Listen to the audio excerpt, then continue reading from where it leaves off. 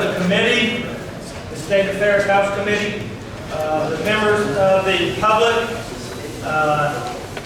local and statewide liquor store owners, every pretty much individual and party of interest for your attendance. Your attendance is greatly appreciated. We look forward to your questions and your input. And as the chair of this committee, I'm going to be very brief. And we got some seats that are still left. If y'all can sit down and shut that door, that would be greatly appreciated by the committee members. But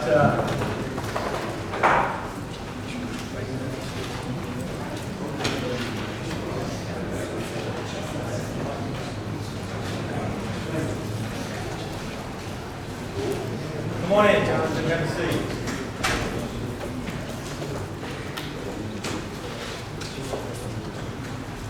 Anyways, ladies and gentlemen, we know what the issues are. We know what's happening. This hearing is about getting to the bottom of the problem.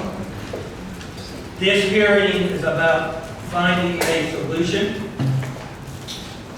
This hearing is about finding a solution that is timely. For our liquor store owners, for our casinos, the tourists that come to this state, and I think I can speak on behalf of the whole committee. We're not just frustrated, we're upset and mad. Because this is going on for long enough. It started in the beginning of December, January. We're going to have this hearing. We're going to get to the bottom of things. And we're going to find out what this legislature, what this committee can do. And if I may respectfully submit, if there is something that we can do, we got the chairman of Ways and Means sitting to my left. And we will definitely have the courage and the willpower to pass something and send it over to the Senate. And hopefully the Senate will help us out. So, with that being said, I want to introduce our first witness, Chris Graham, the Commissioner of the Department of Revenue.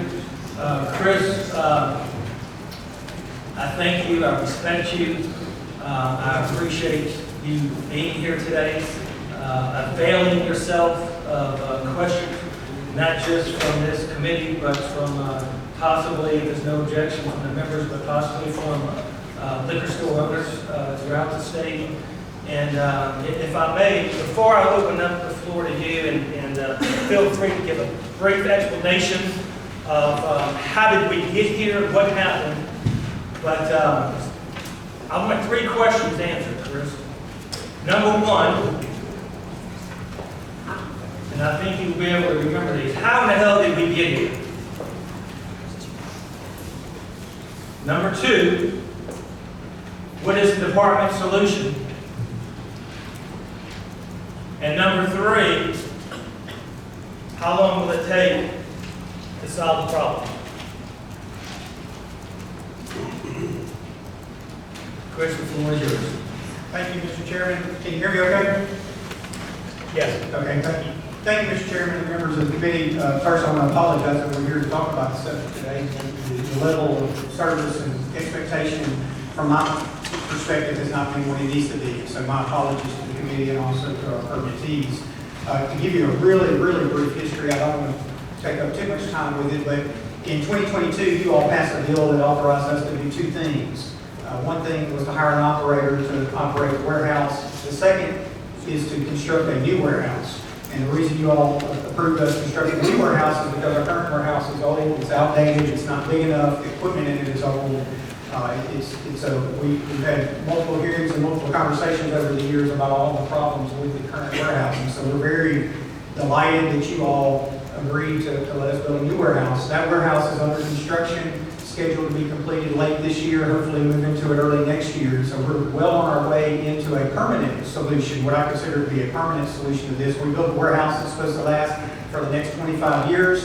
It will ship double the number of cases that we have now. It will hold about twice as much as in terms of volume of cases that we have now. And so the solution, the long-term solution, you all helped us with a couple of years ago. Beginning from 2022 to here, the first year that you all authorized us to construct the warehouse, we didn't get quite enough money to construct the entirety of the warehouse, and so we broke ground on that warehouse back in March of 2020, February of 2025. And so that construction is on pace, it's on target, it should be completed on time and within budget. It is construction, so we got some extra steps to finish before we get to on budget and on time, but we think that we're on pace to do that. So the long-term solution is absolutely in place. The shorter-term solution starts with us contracting with the operator. And so we contracted with the operator in 2022 is when you all passed the bill. Later in 2022, we worked on the RFP process, the selection process for selecting an operator. They were selected late 2022. In 2023, we came back in and tried to get some additional funds to get the funding up for the new warehouse where it needed to be. We didn't get that in 2023, but by June of 2023, we had entered a contract with the operator who's operating the warehouse now. And so when they inherited operations from the state, it went from state employees, state directly supervised of the warehouse operations to operator supervised and operator employees. And when they took it from us, they inherited quite a mess. And you all remember back during the pandemic, we had quite a lot of challenges meeting demand and doing the basic things that we needed out of that warehouse. And so when they came in, they inherited 177,000 cases that were in backlog. And when they came in June of 2023, it took them a while to get their people in place, to get their culture in place, to get their operation operating the way that it should be operating. And so the first holiday season was pretty rough. But by 2024 and 2025, they really found their legs and did a really good job of working through the case backlog. They institute their culture, their processes, and have really been a good partner. And this past October, November, December, which was 2025, October, November, December, we had the best holiday season we've had since I've been in this position. It was a really good holiday season, and the statistics that we have related to what they did back that up. And so at some time before 2020, the end of the year 2025, we learned that the software that runs the conveyor system that was put in 2003, the conveyor system is already out of its useful life, but the software itself would no longer be supported. And so we took that fact to the operator, had a conversation with the operator about what our options were, and ultimately we decided that we would transition to their warehouse management system, and that we would do that after the beginning of the year. And so in January, we shut down to do an inventory, and coming out of that inventory, we transitioned to their warehouse management system, and things didn't go as planned for the 3 weeks after we transitioned. And so we immediately recognized there was a problem. They immediately sent folks in to help resolve the problem. It took us a couple of weeks, so we really crawled for a couple of weeks on shipping cases because of the challenges that they had with their system and getting it in place. And so by the end of January, they had an executive team here. They brought in additional employees. They brought in experienced people to help solve all the issues that they've been having from a technical side, and then also to solve any problems that they have on a human capital side. So training and things like that, they have really good people in place at this moment. And so what we've seen over the last 3 weeks, starting in February, they have really ramped up operations. And as of last week, we have gotten back to what I would consider a base level line of operations. And so we have, to answer your question, how did we get here? It was due to the software change, and it's in the 3 weeks that we spent after that software change kind of limping through, picking cases while they started solving that software issue. What is the department's solution? We work very closely with the operator, and we believe that they're going to ship 250,000 cases this month, just under 250,000 cases this month. And that's while ramping up over the last couple of weeks. That is an amount that's within the normal range that we would normally be able to ship out of the warehouse. And so we believe next month that they will be able to ramp up operations even further. We work with them to develop some targets, and we've developed some targets with their input. We believe that they will be able to ramp up operations throughout next month, and we think at the end of March they will have the backlog that exists right now reduced in half. And so we do think during March they will make big strides toward reducing that backlog. And we're convinced that if they are able to do that, then by the time we get to May, they will be able to continue to work through the remainder of the backlog. And what we know about the backlog, just based on what we saw during the pandemic. If we start to eat into the backlog, some of the buying habits that we have seen since people can't get product will change. They'll get back to normal buying habits. We've seen some, I don't want to call them erratic, but we see people trying to buy and make do with the fact that we have created this backlog. And so we think as we start working through that backlog and reducing that backlog, that they will actually, we'll see some more normal buying habits that will also help us reduce the backlog further in May. How long will it take? I believe we'll be sitting here 2 months from now, hopefully, with no backlog, things operating like it's supposed to operate, with the operator having put all the things in place that they need to do that. So that kind of hits on the basics of your question. I'm happy to provide any other details that you or any committee member would like to hear. If I may, Chris, so you're looking at approximately 2 months, give or take, to catch up completely, to the point where the backlog is no longer in existence, correct? I think that would match what we have sketched out as far as what the operator thinks that they can do. And I believe they have the right people looking at it. I think they have the right resources in place to do that. Okay. Well, so what are we going to do in the meantime? I mean, you say we're at the base model, but I mean, so for the next 2 or 3 months, what's the solution to meet the demand? That's not always, so they're going to continue to ramp up every week. And so I think we will immediately start getting into the backlog over the next couple of weeks. So it will be an ongoing thing it will take time to get out of the backlog. Okay, well, that doesn't really answer my question. I'll tell you what, do we have the capability to do a will call at the warehouse? The current warehouse, of course you have toured it in the past, the current warehouse does not have enough space. We're severely limited on space, and so no sir, we do not have room to do a will call at the current warehouse. That's something we would really like to do in the new warehouse, and we'll be trying to work to implement that in the new warehouse, but we do not have the space to do that at the current warehouse. Are you still closed on Fridays? No sir, they're working 6 days a week. They're really working 7 days a week, but we're shipping it 5 to 6 days a week. It's been 6 days a week and will continue to be 6 days a week until we've worked to the backlog. And they are working on Sundays too, but that's more replenishment and doing some inventory things that have to be done also in the back end of the warehouse. As you mentioned, I have toured the new warehouse and the old warehouse. I think there's another issue that we haven't talked about, and that is moving away from the conveyor belt system to the pallet system. When was that done? January the 13th. Okay, so we're changing the software at the same time that we're changing the whole damn delivery system of the warehouse. Yes. Why? Yes. That was what was decided after consulting with the operator, and that was at the time we made that decision, you had 2 options. You have a conveyor system that if it went down, you have no support options, and so you have the possibility of being completely dead in the water, out of commission. Or this operator utilizes this system in warehouses across the United States very successfully, and I believe that they will be successful, although we have had a heck of a hiccup along the way in getting there, but this system works for them in their other locations. Okay, well, Chris, I have an issue with that too, because with the new warehouse, we're going to go back to the conveyor system, correct? That's correct. It will be primarily a conveyor system in the new warehouse. And that is a preferred method. If our conveyor system was completed in 2003 and completely, the number of breakdowns that we have had, and I could go through and tell you how many nights we've lost production because of a breakdown and how much we lose every year in damage because this conveyor system is simply out of its useful life. Well, why not just upgrade the conveyor system instead of going to the pallet system?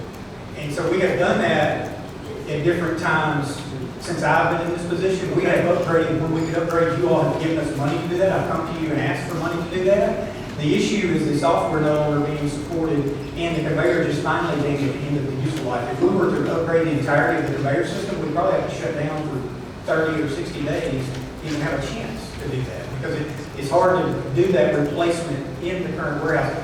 Believe me, we looked at that during the pandemic. I would have loved to have ripped the conveyor out and installed a new conveyor. And everybody who looked at it told me it was impossible to do and keep operating. Well, then what you're telling me is within 8 months, whenever you go back to the new warehouse, you're going to have to change your software again?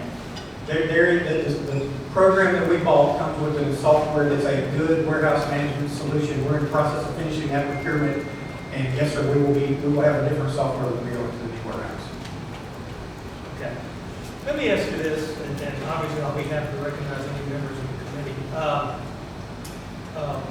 Do you mind making public the contract with the operator? I do not mind making it public. I think it's already probably public, but yes, sir, we will be happy to do that. Okay. Is there a provision in there for any type of performance bond? Yes, sir, there is. How much? $4 million.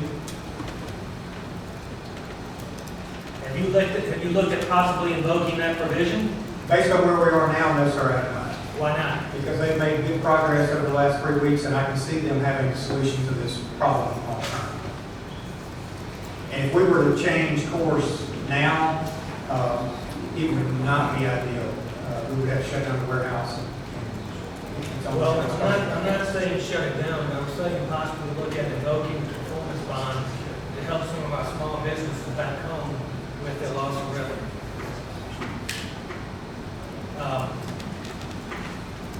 Is that something that you can look into? We will certainly look at that. Yes, sir. I don't know if this committee has standing. Somebody may correct me, but I'm gonna look at possibly see if we have standing to maybe invoke that same remedy. But please get back to me on that. Any questions from the members of the committee? Ladies and gentlemen. Thank you.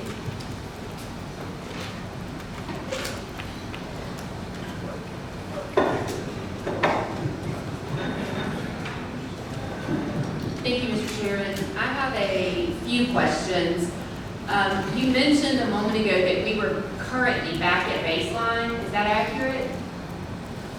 I think, yes, ma'am, we're on the lower end of what I would consider to be baseline right now. Yes, So our baseline is failure?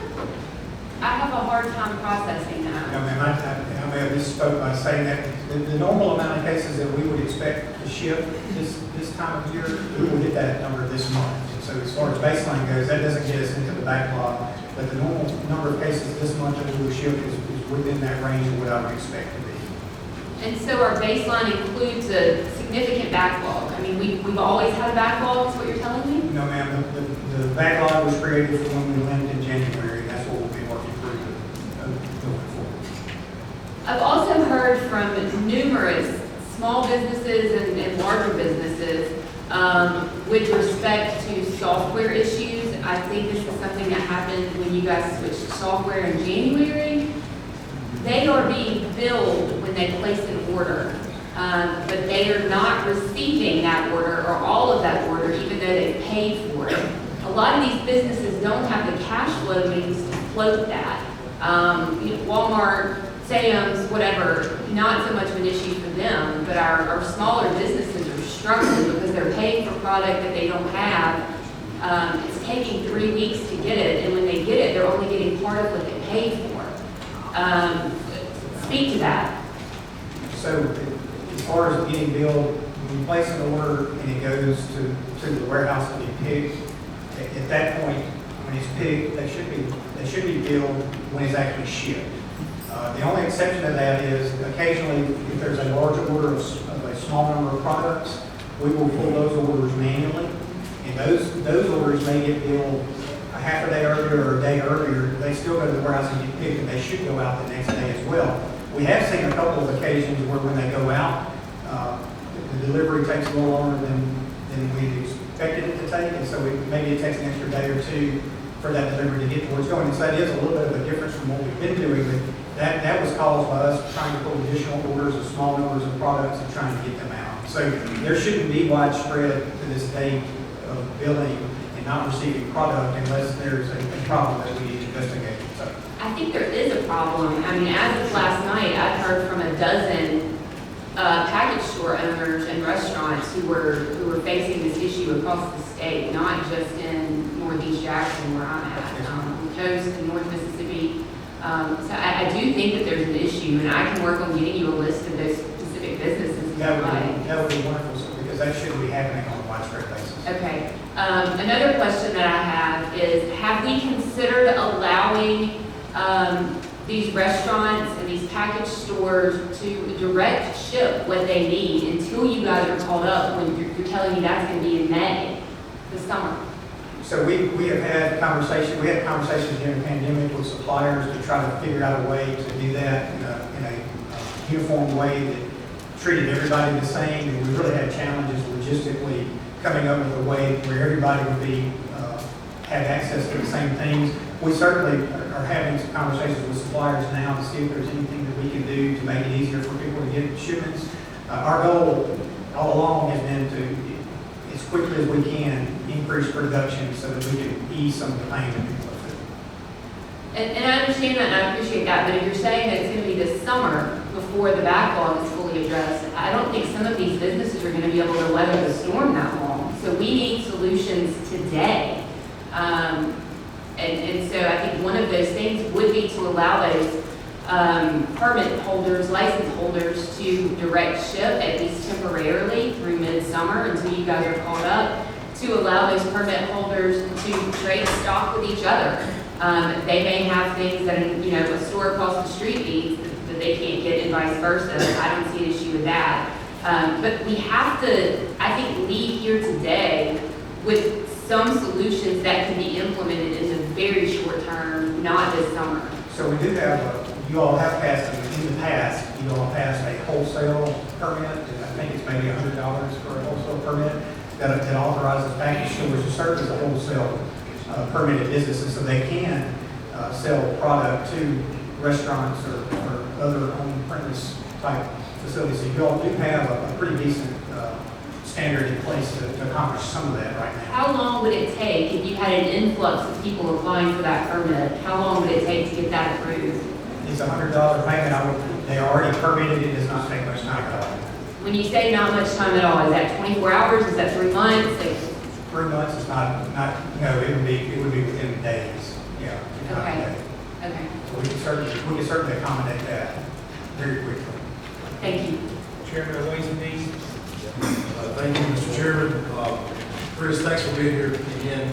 Just a brief history. You recall when we were looking at locally passed legislation 22, years 2020, 2021, we were trying to figure out the solution forward. In the House, the Mississippi House of Representatives passed on at least 2 or 3 occasions a measure that would really just get the state of Mississippi out of the warehousing business. In other words, we keep ABC for law enforcement purposes, but go to more of a Louisiana-style model where we let the private sector run a warehouse instead of the government.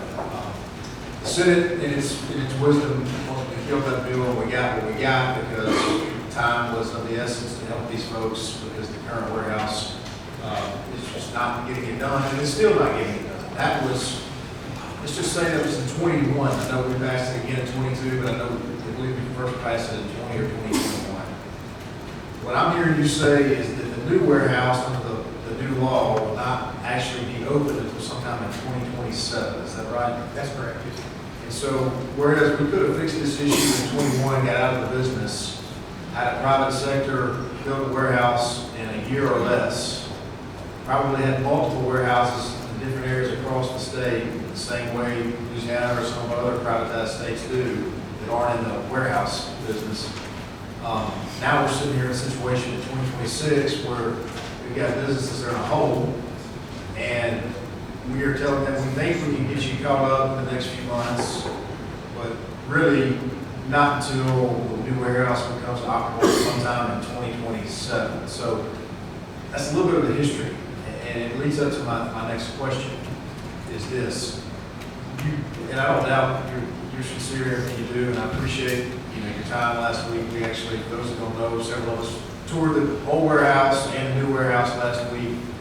But the old warehouse, it was a sight to see. You've got some challenges there, and a lot of people going in a lot of different directions, and I appreciate the hard work. But here's my question: what do we do in the meantime? And to follow up to the latest questions, we've got some time in the next week or two still before revenue deadline. I'm sitting here trying to ask myself, does it make sense for Ways and Means to put forth a bill that would give these licensees 9 months, 12 months, whatever time until the new warehouse becomes operable, where they can purchase directly from the manufacturers during that time frame. They really just cut ABC out of it until ABC gets its act together and gets into the warehouse. Because I have real concerns, not only about what's going on right now, but about any future hiccups the rest of this year, as well as when it comes time to move to the new warehouse. That is not going to be a seamless process, or let me put it this way, it'll be a real challenge for that to be a seamless process based on what I've seen. So, talk to me. Does ABC have some real objection to a year effort to help these businesses out over the next year or so? I think as I've told you before, and as I told you during the process that we went through a couple of years ago, at that point, we wanted you all to do something because staying in the current warehouse was no longer feasible. And so I believe that we will make it through the end of the year in this current warehouse. And I believe that the transition from maybe a challenge won't be so difficult that we can't make it into the new warehouse. I think that we can make that transition. I also think, I'm not going to overpromise you, but I also think that we will work through the backlog fairly quickly with the numbers that we're seeing right now. And I believe that once we really start getting shipments out to all of our permittees, that will relieve a little bit of the pressure that they're feeling right now. Although it doesn't forgive what they've already had to do right now. I get it, I understand where they're coming from. But I believe all the steps that we've already taken will quickly help relieve some of the pressure. And as I told you back when we were working through the process to start with, if you all would like to propose a bill, we will work with you on whatever solutions you all think are right. You guys are the policymakers. We will do whatever you all direct us to do. But I do think that the path we are on is a path that will get us to where we need to be. Maybe not as quickly as we would want, but fairly quickly enough to help our permittees. I understand that that's your position.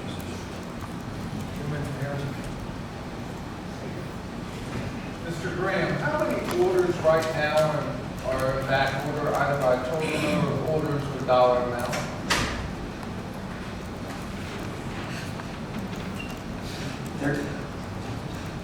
After cut today, there was 199,000 cases. I would have to get you the dollar. 199,000 cases? Yes, sir. And do you have a preference system on whose orders are going to be filled, say, a liquor store in DeSoto versus a casino in Biloxi?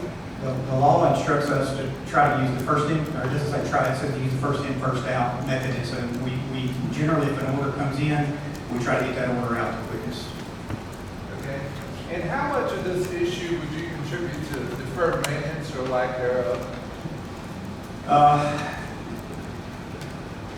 Over the years since 2003, I would say almost all of it is a result of deferred maintenance since 2003. And that's something that we will have in place in the new warehouse to make sure we have a sufficient maintenance program so that you all don't have this problem in the future. And I suppose that was my last question. I've toured a couple of distributors, and they have AI incorporated, they have test systems for their conveyor belts, and they don't have these sort of issues. You'll have the same when the new warehouse opens? Yes, sir. Okay, thank you, sir. Gentleman from Adams? Thank you, Mr. Chairman.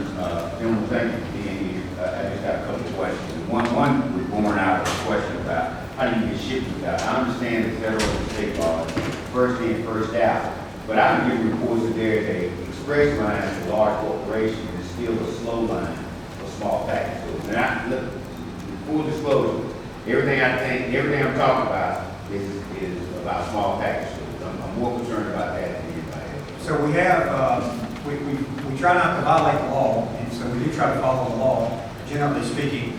And so one of the things that we've noticed. I heard you say generally twice. Urgent times, am I being recorded? Some of our stores order a lot more often than other stores. And so some stores have a whole lot more orders in the system than other stores. And so one of the things we have done where we can, we try not to violate the first in, first out principle, but where we can, we've tried to recognize some of the stores that haven't gotten an order in a while. We've done a little bit more of that recently, probably, and we should start that earlier actually. So we try to focus a little bit more on some of the stores that have smaller orders, so that we get to them, because we do, as we build orders, when we get a bunch of big orders, we run out of space on the trucks. And so sometimes you don't have room on the truck for a big order, and so you can go and look and see who has smaller orders and try to fit more permittees on one truck. And so we do try to manage that. Just So from do you have two lines? No, sir, I would say we have a line now. We have, in times like this, and we did this during the pandemic, when people order large amounts of one item, we can have one person go grab that and put it on a truck. We will do that occasionally as well. We try to watch those and keep them kind of first in, first out, and not affect our normal everyday production if we can. Okay, well, so I'm from Natchez, I think about small towns, small business. And so what I'm concerned about is, the other thing I want to say, you got something else to say on that particular issue? Yes, sir, I didn't want to leave it out. We also have things called special orders. Yeah. So those are things that aren't in stock in the warehouse. And so when those come in, generally, there's a lot more pressure to get those out as quickly as possible because we don't have space in the warehouse to keep them. That's something that will be remedied in the new warehouse where we have more space to put those and fill those as they come in as well. So some of those things we have to get out a little bit quicker just because we don't have enough space in there. Yeah, well, there's a move with Sunday sales, direct sales on the ferry, all these things. And I'm really concerned about the fact that it's small town, small package stores, second and third generation business. We want to make sure we don't leave them out as we're trying to make sure things get done. We'll continue to try to follow the law, but also recognize that some people haven't ordered as much and try to get to their orders as fast as The other, the last question I have is that, and when I'm in Jackson, I go somewhere like Costco, how are they able to sell some of their liquor at a lower price than even an ABC wholesale price? I mean, Is that a violation of the law, or everybody's supposed to be around here? we have to sell it on the uniform price schedule for the things that we sell, but I don't think the merchants are required to sell it. Okay. Now, they may have, when I talk about special orders, they may have some deals with some of the suppliers that some of the others don't for special items, and so they may be paying less for some of the special items. Do they get a tax credit or something like that if they sell it below wholesale? Not that I'm aware of. And the last question is, I also got the question is, how does it have this slowdown or whatever we're doing now? Has this had an impact on the general fund, or the revenue collection? It will have an impact on the general fund. I believe the January number typically would be about $10 million for the markup that we handle, and that number is going to be just below $5 million. So it'll have at least just on that particular part of the general fund, it will have an effect. Yeah, when I'm on both of these committees, I don't know when they get into it. They didn't like me, so I want to know when I can come. I'm going after we finish here, if you'd like to. Lady from DeSoto. Thank you. Can you all hear me? I want to go back to her question earlier about the accounts.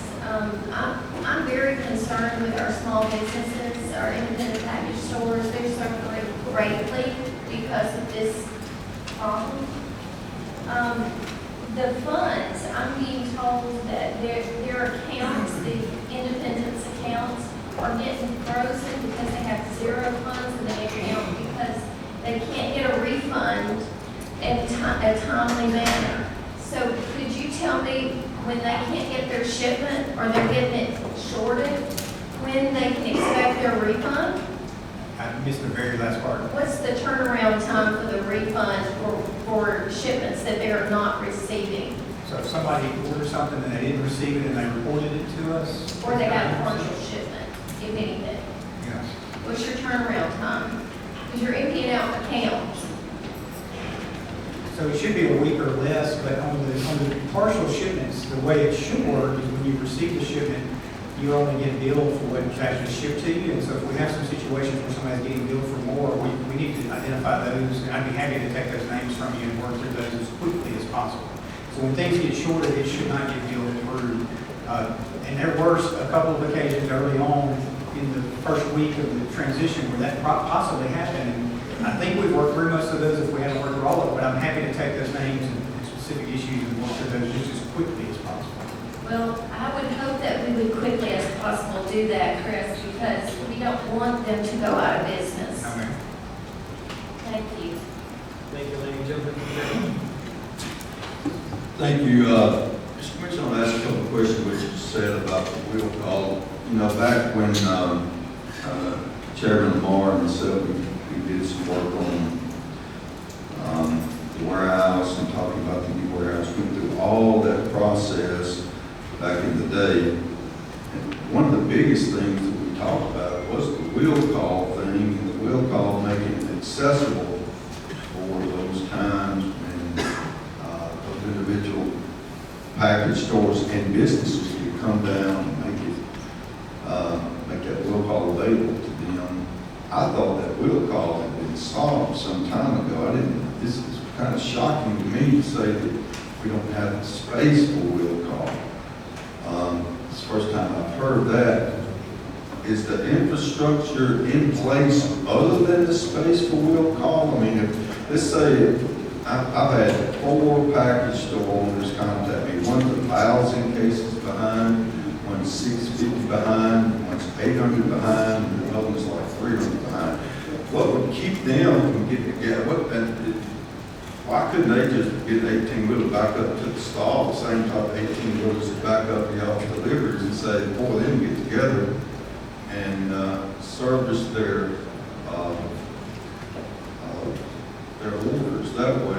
Commissioner, I'm just concerned that we can't come up with something, because I see it happening again when we start transitioning to the new warehouse. I mean, we're going to have a bigger problem than we have today when we start moving to the new warehouse on downtime. Is there a reason why we couldn't implement? I understand you're saying the liquor, so much liquor in the building, you can't move around to back it up, or what? Because it seems to me, if you're going to back a truck up to make deliveries now, it seems to me we could implement a system for a will call. Explain why the methodology and the computer system and or the spacing is we have a problem with that. One of the biggest challenges in the current warehouse is the shipping and receiving doors. We don't have enough shipping and receiving doors to do any extra will call. The other problem is a physical space limitation. The warehouse is not big enough to stage those items so that when somebody pulls in, you can then drive them on to the 18-wheelers. And so it's really picked and loaded as they come in now. And we're spending all of our time picking and loading the things that are going out and then the things that are coming in. And if we had more doors, we will have more doors in the new facility, and we will have more space in the new facility. And so that is something that we would like to look at very closely and probably do in the new facility. Well, it's going to be moving forward. Let's say that this summer that we apparently going to have continued problems. Is there any plans to look at putting the door in for will call for the summer? Y'all looking at that option? There are no more places to put doors in the current warehouse. It is completely locked. I got some guys who make the door. But what about the new warehouse? Y'all going to be set up for will call at the new warehouse? We will have the ability to do that at the new warehouse, yes. All right, the second question I have is, now tell me what, I don't know much about, I don't occasionally these locations very often, but some of the liquor stores are telling me that they've gone back in and tried to modify their current orders to reduce those orders, and they can't do it. They're limited in the order that they place. They can't back down their request, otherwise they'll be compromised. Well, tell me what is anything going on with the orders, that they can't modify their current orders? Not currently. We have considered turning off the edit button. One of the things that we have learned through the pandemic and then this time around too is when you initially place an order, some people will edit their order and increase the number of cases. So we saw orders growing by 25%. And as we talked about the first in and first out method and trying to follow along, if you edit your order, it doesn't automatically put you back at the back of the line. So you can have an order that you've edited and get put in front of somebody else who's next in line because you've added 25% to your order. So we had some discussions about possibly turning that off temporarily while we work through the orders one at a time, but we have not turned that off. If you did that, would that have an adverse effect on those individuals that have already placed their order? What I mean by that is they need to edit it and reduce that order, just saying maybe I have a small order, I can get my order quicker. Would it have an effect on those package orders? If we did it like we did last time when we last turned it off, they would not be able to reduce the orders. They would have to delete the orders, but we haven't turned it off at this point. Okay, thank you. Chris, who made the decision? Who made the actual decision to do away with the conveyor belt system? go to the pick the pallet? We did in conjunction with, Who's we? You, the Department of Revenue? I did, Okay. in conjunction with the operator. Okay. Now, did we have a maintenance contract in place on the conveyor system? We had a software maintenance contract, yes, we did. Okay. And we had maintenance contracts as well. I'm talking about the physical maintenance of it. We did, yes. Okay. And did we let that lapse, or how did that end? Because you said it was going to be costly to repair the conveyor belt system, but I thought we had some type of maintenance contract in place, that we had paid for it up front, and those repairs were going to be made no matter what. I missed the very last part of your question. I thought we had a maintenance contract in place, a physical maintenance contract. The maintenance contract we had was bringing in the people who do it, and they would do it based on what it costs us to repair the parts, not just a regular, they just come in and replace things. We paid for it as we went, but we did have a company that we contracted with to do that. So I may have misanswered your question earlier, but we did have a contract with a company that maintained the physical parts of it. Okay, and when did that end? In other words, my question is, did it end prior to the transition from the conveyor belt system to the pick-to-pallet system? It was a pay-as-you-go contract. It was a company that we utilized. We didn't have an existing contract that we would have ended. It was more of a pay-as-you-go. Okay. Pay-as-you-go. Okay. What, the matrix that we had discussed, Chris, timely delivery, how many bottles have been broken, so on and so forth. Is that something that we can publish or post on your website? Performance matrix. Oh, the KPIs? Yes, sir. We can. Okay. Well, excuse my ignorance. It's not on there now? I don't think it's published, no, sir. Okay. So I've got the commitment that that is something that we can put on the website? We can put that on the website if you'd like us to. Yes, sir. Okay, don't you think that would be very beneficial to the whole situation? I don't think it would hurt anything, no, sir. Yeah, I don't think so either. Okay. How much time do you think it'll take to do that, Chris?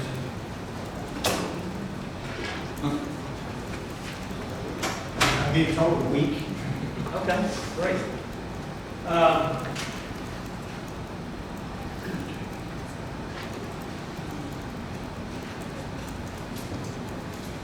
And for the next several months, you don't see any type of flexible sourcing or other alternative sourcing that we can do to help this situation? And so I don't want to mislead you all into thinking that all we're doing is what I told you we're going to do here today. We are continuing to add staff. We have added some temporary staff to provide support. We're not sitting still. And so my hope is us continuing to do the numerous things that we're doing as well as the projections I currently have, that we'll wait into things as quickly as possible. If I may, let me respectfully submit to you what I think happened and get your response. Ruan comes in, they don't have any experience with the conveyor belt system. I think that's a fact. They come in, they get the operating agreement, and with input to you, they change, or we all change, you change to the conveyor belt system. Okay?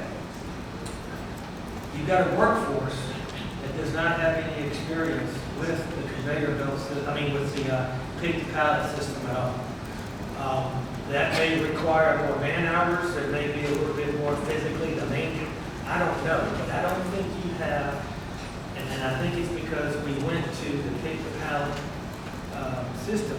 I don't think we have a workforce that is maybe behind that transition. Please comment on that. So they have added 25 experienced pickers since this contract started. So I do think they have a base level of experienced pickers in place to supplement what they already had on staff. And so I do think that there was a learning curve with their current staff. And I do think that's one of the reasons this month they've been able to ramp up so quickly, is because the training has gotten better and the people have gotten more accustomed to picking with that system. Any other questions from members of? Yes, you do. Thank you, Commissioner. I know I walked in late, so you may have answered this question, but you were talking earlier about, we talked about the performance bond, and you talked about, they were doing what they could, they were working 6 to 7 days a week. How long were they working during the day to ship the alcohol out? It's generally scheduled to be about 20 hours a day, but it's been closer to 24. Okay, that was the question. Are we doing a 24-hour shift? Are we maximizing every hour of the day to try to get caught up? Pretty much, yes, sir. And I believe that they've gotten better at utilizing those hours as well as they have. And what are the contractual provisions with the operator's agreement with regard to being delayed? There are no penalties for being delayed, but they only get paid on production. So they only get paid when they ship out. But it does not harm them in any way if they get behind.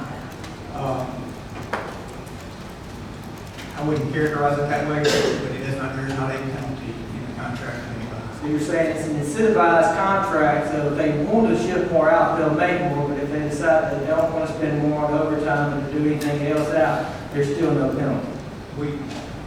There is no penalty, but we have not had that experience with them. They've been willing since we started this contract to work whatever hours they need to. Have you given them strong encouragement to go 24 hours a day to expand that workforce to work full-time? Yes, sir, we have. And so if they don't want to do that, then you've heard the chairman with regard to the performance bond and the other things that we could use going forward. Yes, sir. Thank you. Anybody else? Yes, lady. Thank you. Go over. And then I think that's going to be the last question, because we're going to have to get to some witnesses. Thank you, Mr. Chairman, and appreciate you so much, Commissioner. I've spoken to you several times, and you've always been very helpful. I very much appreciate it. I'm just wondering if we could suspend the first in, first out rule right now, because what I'm hearing from so many, and I understand what the Commissioner's saying, that those that have the bigger orders have so many that theirs just keep popping up, but there's some that are not receiving anything at all and haven't. So if we could suspend the first in, first out, and stop maybe some of the deliveries from the big stores that have gotten lots of shipments, to make sure that the stores that haven't gotten anything get something. Is that a possibility or something we can do? Because a lot of the stores, they order a lot and they get that, but they're continuing to get truckloads, and other stores are sitting there watching these trucks get delivered, make the deliveries over and over while they're still sitting there with nothing. So I'm wondering if there's something in the meantime that we can't suspend the first in, first out, or stop deliveries to people, kind of prioritize it on making sure that everyone gets a delivery and sooner rather than later. Because these small guys are really hurting. The lady from Pearl River, that's an excellent question. Chris, are you able to do that by way of promulgating a rule and regulation, or does that have to be done by general legislation? It is statutory, but as I've said before, we've tried to work within a rule of reason related to first in and first out, and recognize that some stores don't order as often as others, but we try not to violate the general principle that if you make your order, we're going to try to get your order first. Given, some trucks get full, so there is some logistical routing that we have to do when we're building out orders. But for the most part, we've tried to live by the first in, first out requirements. Mr. Chairman, maybe that's something we can address real quick in session, hopefully the Senate will get on board and we could rectify that really quick, at least for a temporary solution. Thank you, lady. Commissioner, we appreciate your time. We appreciate you being here today and taking some tough questions and answering the questions. And I really, really appreciate your willingness to publish the matrix on your website. Yes, sir. I think that would be beneficial to some of the issues that we're facing. If you have time, we would love for you to stay. We're going to hear some of the store owners throughout the state. And with that being said, the chair recognizes Secretary McMahon and introduces witnesses.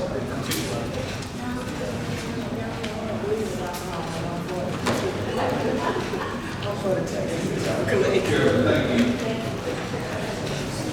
Chairman, thank you. One of the reasons I'm here today is by invitation of the chair. Thank you so much. I want to bring it to the committee's attention that this problem has been ongoing for several months, and I've been hound dogging this problem.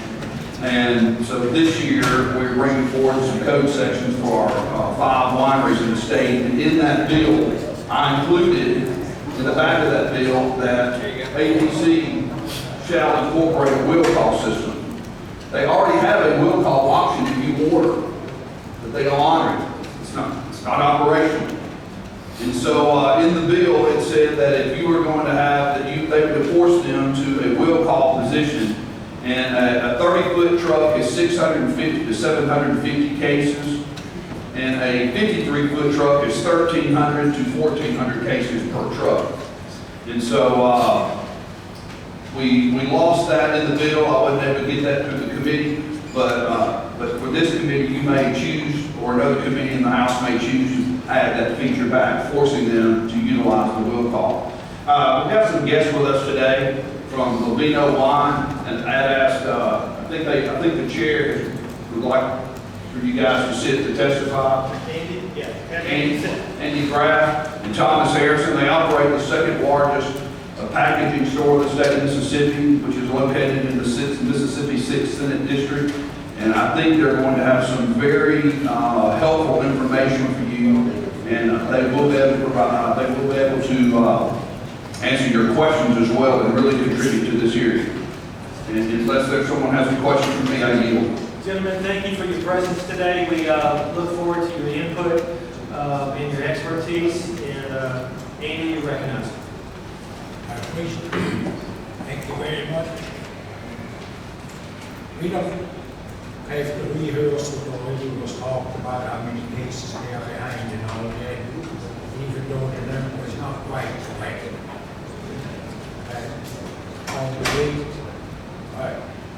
On the radio over here about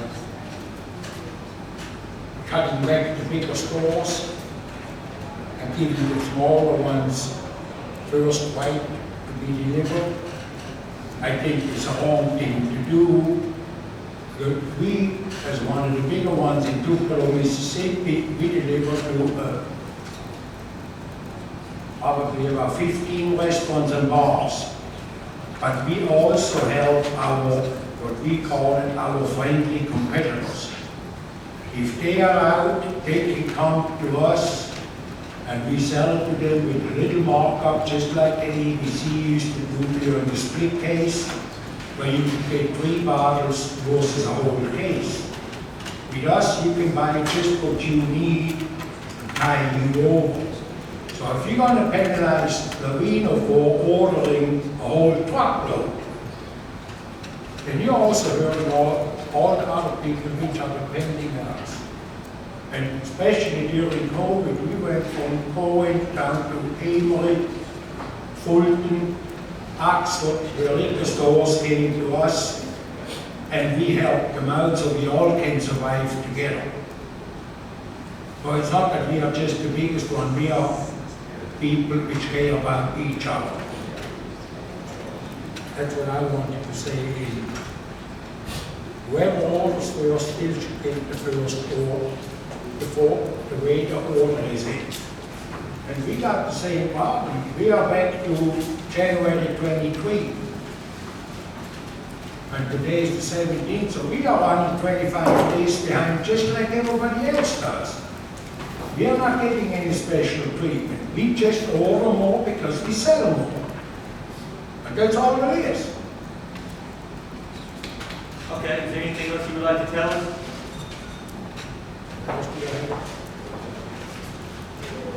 Well, curbside, our senator already brought it up. And I tried to make it work. I think it was Miss Rhodes. Penny Rhodes, we didn't get it anyways. She said, listen, we are not ready for it. We can't do it, and it's all COVID's fault. Well, the curbside pickup was already initiated in 2015. We didn't get COVID in 2019. So it's a little late in the game to go and play COVID-19 4 years later. If we can't do it, I understand that then we have to try to find a way that we can do it. And our store, we order in general full 53-foot truck, 1,200, 1,400 cases. So the ABC doesn't have to go and put multiple customers on it where it can be mixed up. So we're trying to work with each other. And I don't think we should be penalized just because we are larger. And there's one thing, and I hope you guys don't take it the wrong way. Communication coming from the ABC office to us in the sense of an email. You all have our emails. Why can't we do that? Why do we have to go and try to find it somewhere out on the website, on the internet where it is Facebook, for instance? I don't like Facebook, but I got a direct connection with the ABC, so why don't you send it to me? It wouldn't be that difficult to do, to push one button and send it to 700 liquor stores. How are you getting your invoice? Are you getting it through email or paper, mail, regular mail, or? But what I'm trying to lay brought that up.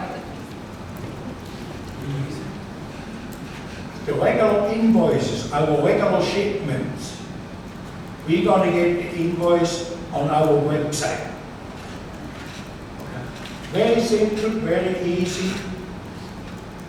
Now, we also have a lot of special orders, as the, whatever his name was,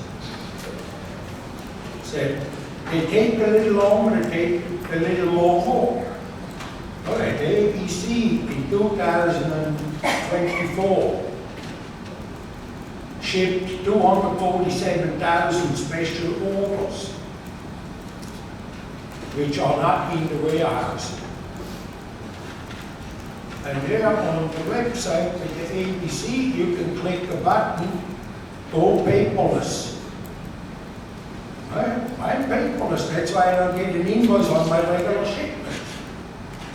But you believe it or not, on special orders, the ABC, or whoever it is next commission or whatever, they are still sending invoices out. 247,000 invoices, printing, shipping, labor, and all that cost you, let's just say $2 an envelope. That's $500,000 we just got a poof in the wind. It would be nice to keep that $500,000. And then I got one more item and then I'm done, okay? When the ABC or the State Tax Commission takes it upon themselves to go and increase freight rates without being informed or make a memo to the stores, which are going to be paying for it. Is that too much to ask that you tell me you're going to increase my rates? For years, we paid $8 per case delivered to our locations. $8. And I don't want to be smart about it. Do you have any idea how much we pay DED, which is the shipping company? No, do you? Yeah, I do. What is it? $5 per case delivered to any liquor store owner here or permit holders. That's including the bars and restaurants.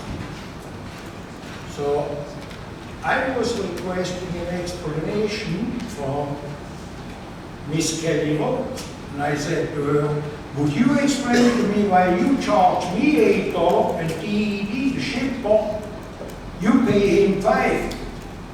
You're ripping me off with $3 per case.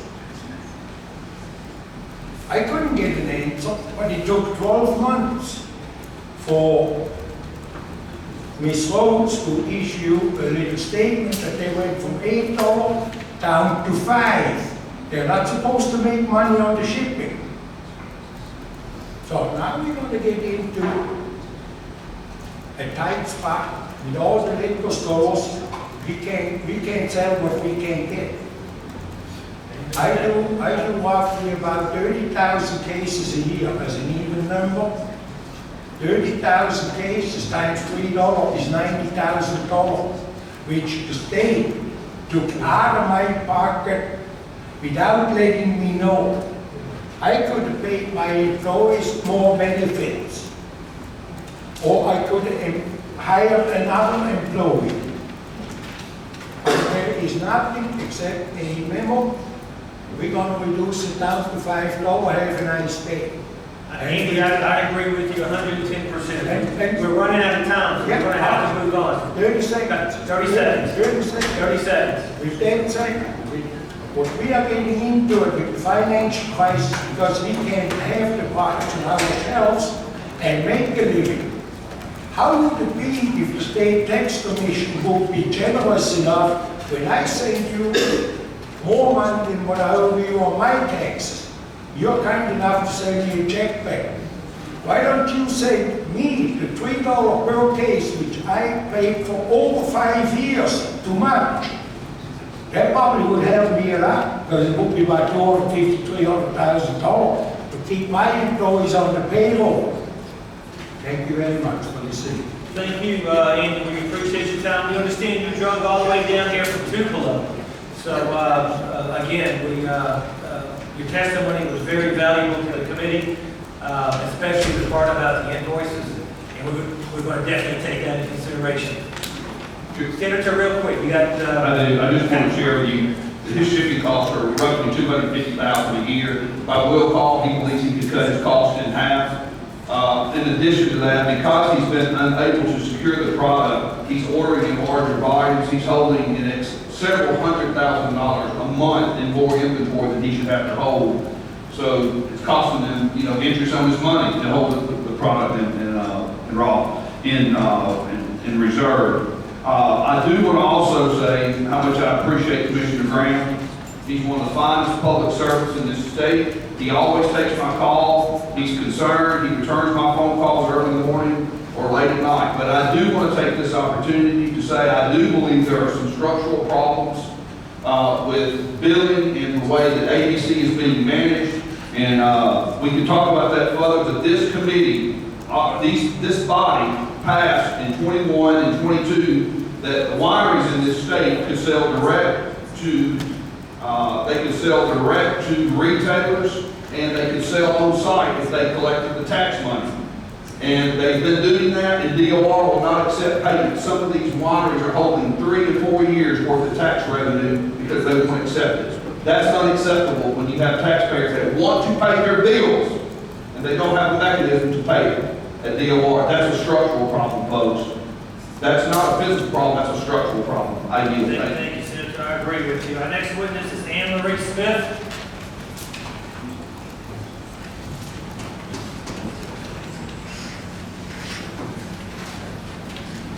And then we'll have one witness after Ms. Anne Marie, and then we're going to adjourn the meeting. Hey y'all, thank you for listening today. My name is Anne Marie Smith and I represent Rain Cellars in Flora. I represent Rain Cellars in Flora, and I have a ton of service industry friends as far as distributors go and other local package stores, and this is catastrophic to our industry currently. My biggest problem is the conveyor belt, and I haven't heard any solutions to that while we've been here. Commissioner Graham stated that they were taking leaps and bounds and everything was improving, but while we were sitting in this meeting, I had an order that was scheduled for today, and it was going to be roughly 35 cases. It was charged from my account, and one of my employees just sent me a text that we received 5 cases. So I've been charged for 35, they haven't shown up, and I just sat through a meeting where they said that that's not happening anymore. And I'm not the only one. I'm sure there's all the other ones in here going through the same issues. And so now there is information on how you get your money back. There's no information on how you're supposed to get your order moving forward, and then it just cancels and you have to reorder it. So if I was supposed to get 10 cases of fathead today and it didn't show up, there is no reshipping option anymore, whereas they used to try to reship it the next day. And so that means I would have to add it to my order today, and at this point wait another month before it comes in. I work with a lot of wholesalers as well for the restaurants, and we have some restaurants that we are rewriting their wine list weekly right now, which means that they are adjusting their wines by the glass.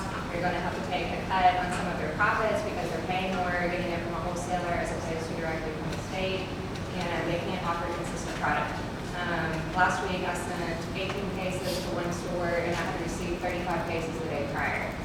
I spent my career in the hospitality industry, so I'm happy to sacrifice some of the things that we have in order to provide to the restaurants. But there are restaurants in the Jackson metro area that didn't have any traffic on Saturday night.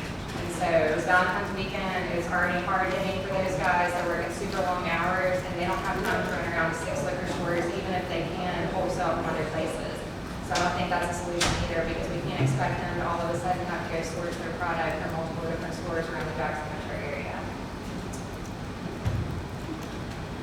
If I may, just, what would you recommend? I think that the most immediate solution would be if they opened up roll call, and that has to be a foolproof plan. I mean, there would have to be a system in place and people ready to check the order and then verify who's placing the order, who paid for the order, and who's picking the order up. That way there would be transparency for it, and that's the only solution that I can see that would help any of this immediately.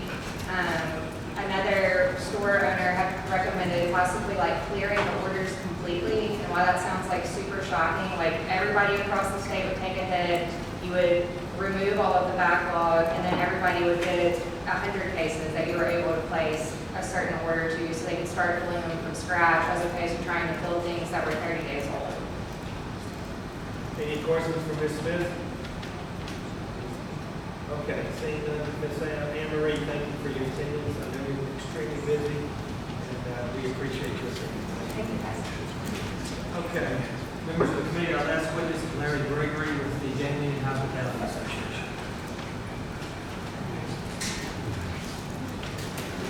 Thank you, Mr. Chairman. We have Anthony with you, okay? I brought it down just in case. And, but thank you all for having the gaming industry represented today. And thank you just hearing today just how much good news we've heard. And that we plan on moving forward and hopefully not looking in the rear and where we've been. We've got a long way to go. I do want some of the folks here, the restaurant folks and the small package liquor business to know that, you know, y'all are small businesses and we recognize your pain. We know, I mean, we've got this big industry of gaming and we certainly have some of the difficulties that y'all are experiencing.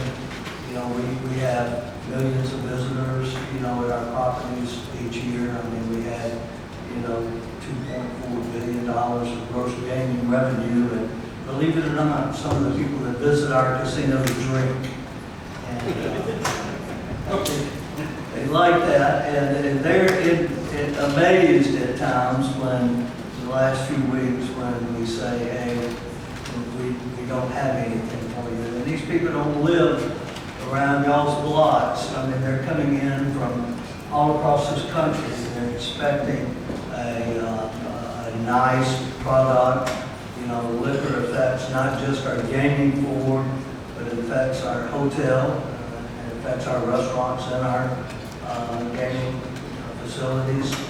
And so we're a big industry. We have a lot of the issues that you're experiencing, and we, like everyone else, appreciate the communication that y'all have given us and to the ABC. We had a call with them that were kind enough to meet with us. They've been very gracious over the years with our industry. We're big and to provide what we've needed. And I think we just need to, you know, trim it up a little bit, make it more efficient. And that's what we're asking for, to have a better product.